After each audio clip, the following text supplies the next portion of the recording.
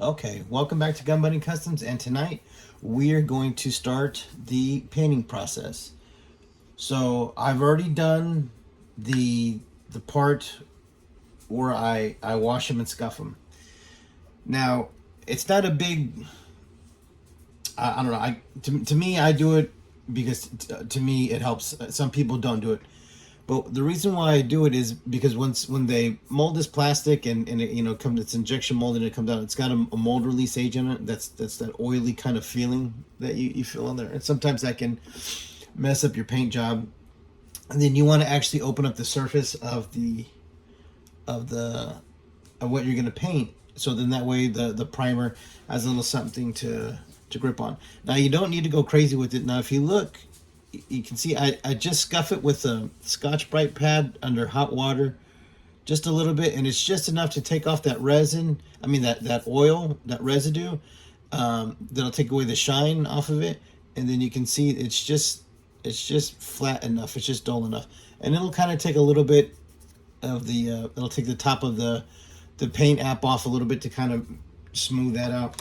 So you can see I did that over the whole body. It's all that kind of dull, scuffed look, and that's what you're looking for.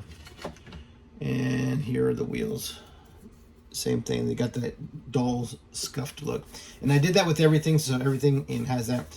So I even broke down the turret because we're going to be painting that, since it is going to be a dreadnought vehicle. I don't want it to just be black, because I think it would look out of place with all the bright colors that we're going to use, and then have a black turret with olive drab 50 cal. So we're going to definitely be painting these, that's for sure. And what we're going to be priming with right now, so right now what I'm going to do is I'm going to be priming all the stuff that is going to be the darker colors, which are going to be the body, the hood, and the wheels. Everything else are going to be a brighter color, so they're going to be primed with a different color. This stuff is going to get primed with this. I want to try this out. I sprayed it before, but I can't remember what I used it on. Doesn't look like I used very much of it. This is a colored primer from Army Painter, as you can see, and it's like a cobra blue. So I wanted to use a little bit of a dark primer on it for the darker colors, and why not like a cobra blue color? I don't know what the actual color is. Oh, it's deep blue. I lost the cap somewhere. It's in one of the other places. Okay, so I'm gonna do that. I'm gonna get these sprayed with the Cobra Blue primer, and then I'm gonna have to airbrush on. And let me show you right up there. We have this matte white air primer, and that's what I'm going to be using for the lighter colors. So I'm going to be shaking this up, and then I'm also going to run it through like a paint filter to make sure that there's no clumps or anything in there, and it's all mixed as much as it can be to kind of make sure we have the best adhesion as we can have. And then we're going to get that sprayed, and then I'll come back.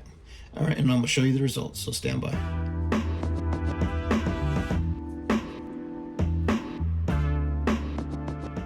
Okay, welcome back. Okay, so it's been a couple of days that I've been working on all of this stuff since the beginning of this video. So for the last few days I've been having to take care of work and things, but I've been slowly chipping away at the paint. So now we're to the point where the paint is about 90% done, and all the fabrication is done. But we do have some differences that I ended up some new things that I ended up working on. The first thing is that one of the things that I made earlier was a gun rack that was attached to the interior roof of the Vamp, and it would hang down like this. Well, as I glued it in and then started working with it, I realized how kind of brittle and I don't know, it didn't seem right. And there was this hole there that the fire extinguisher went into. The fire extinguisher holder clip went into, excuse me. And so what I thought was, well, why not just do this? just have it to where the shotgun clips in there like that. So that's gonna be my solution. I don't want that thing hanging from the ceiling. It was cool at first, but then, you know, sometimes the idea just kind of evolves, and then you realize kind of what a pain in the ass it is to have that while you're trying to paint it and all kinds of stuff. So and then also, like I said, I didn't like that hole. And then also, this is something that I guess would be like a Hasbro-esque solution, right? So because they have this hole, right, to attach the fire extinguisher clip, you can create a clip that can hold anything, that can hold a, you know, a weapon or whatever else that you want besides that fire extinguisher. So all I did was I just heated it up, and I just kind of pressed it down and pressed it down, and it got it into a shape that would be kind of a generic kind of holder. So then that way it could hold the shotgun, and then it just comes right back out, and then you can just kind of slide it in at an angle, and it just kind of clips in. There you go. You get it on the fat part. See, and just hold it in there.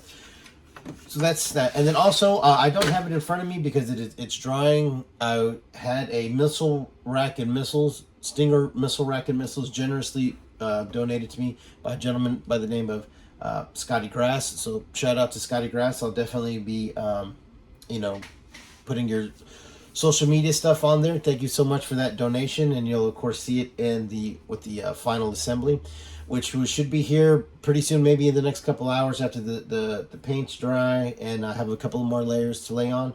So that's going to be it for this, and then this video. So then the final video will be the reveal, and then we'll go over everything.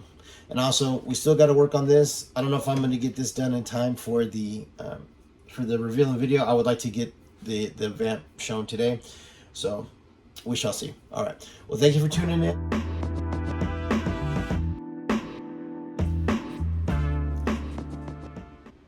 Okay, and we are done. So we're finally done. Everything's painted and put back together, and this is the final result. So I wanted to show it next to an original one to show how different it looked, and to show you know, just the differences, and to see what just a paint job can do to totally transform that vehicle, just like they did back in '86. All right, so I ended up using a combination of both the air assault and the ground assault. You know, they had common colors. You know, they were both sort of a 3-color scheme, having 2 of those colors be the same, and then they would have the third one. So in the air assault, it was the maroon that was different. So I just mixed them up in that regard. So let's go through it and see what it looks like all the way. Let me get this one. Let's put it over here. So then that way you can see the front. So the missiles are a little bit heavy because they're 3D printed. And shout out to Scotty Grass. Hi baby, get down. He graciously donated those for the build, and I was able to, you know, get them to sort of fit there on the launcher. But because the resin is heavy, you got to be kind of you know, you got to be a little gentle with it. But it still works to where I can put the 50 cals on there if I wanted to. So here's the front. So I put the Cobra logo on the shovel, and the Dreadnought logo there. And you can see how I painted everything sort of a contradictory, you know, color, you know, just the way it should be. A color should never be next to itself. You know what I mean? No matter what you're painting. And then you can see the back. And here I'm going to remove this. I'm going to take these off so I can show you the inside, the way it looks with Zorana. So this is basically, I guess I kind of built this with Zorana in mind. So this off. See, it's on there. It's just a little heavy. But as you can see, her weapon fits right in there, and you can see the clip, the old fire extinguisher clip. Still got the 2 shotguns up there, and then let's show it from the front. So you can see it It's right in there. And that clip is pretty generic, so it should be able to hold pretty much any weapon. So that's it. So that is the Dreadnoks Ground Assault Vamp. I still would like to do the RAM. I have the RAM here. And I was thinking of some other things that that could be done as far as working with the different sort of attachments. And by that I mean, like, back here where either the gas can rack or this footboard would go, and the front here with the bumper. I don't want to add a lot of stuff, and if you look really, the only thing I really did was just a little bit, a little bit of that constructing the door, the roof, the bumper, and the back piece. But really, it's just a paint job, and that's kind of how I wanted. I didn't want to add a whole lot of stuff to it, like I said, because that's not what Hasbro would have done or would do if they say, and they do make this as some kind of convention set or something like that. They're not going to add a bunch of chains hanging off of it or skulls and all that kind of stuff. They're gonna stick to the format where they just mold it in a different color, repaint some stuff, just like they did in '86. And so that's what I wanted to do, to where it was just minimal upgrades. The roof, the doors, the bumper, and the foot rack, and that was it. And then just do the paint job. But one of the other things that I was thinking about is, because I like these bikes, but the side cart, having one or two like that with the side cart is cool. But then having a whole bunch of them is kind of goofy or whatever. So I'm gonna end up painting this to match this. And the way that I put the Python Patrol pattern sort of faded into there, I'm going to do the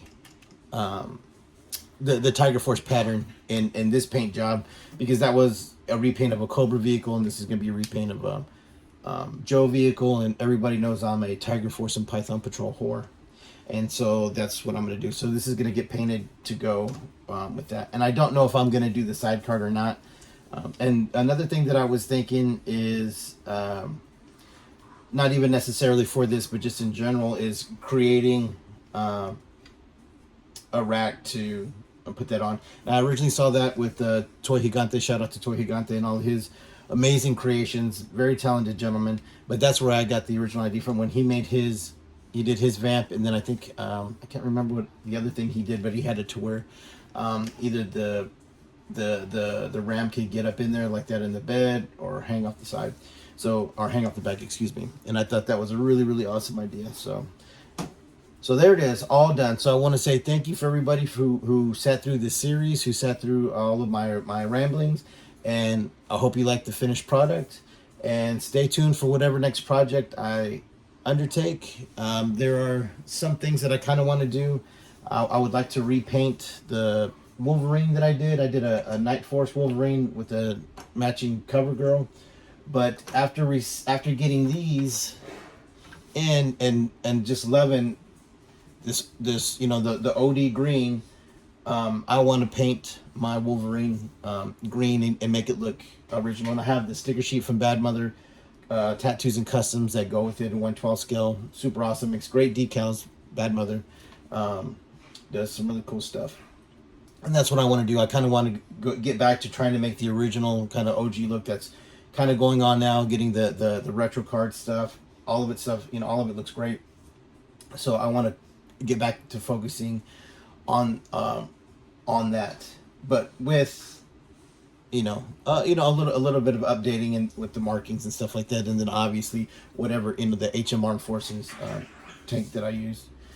All right, so that's going to be it for tonight. Thank you for bearing with me, and thank you for watching.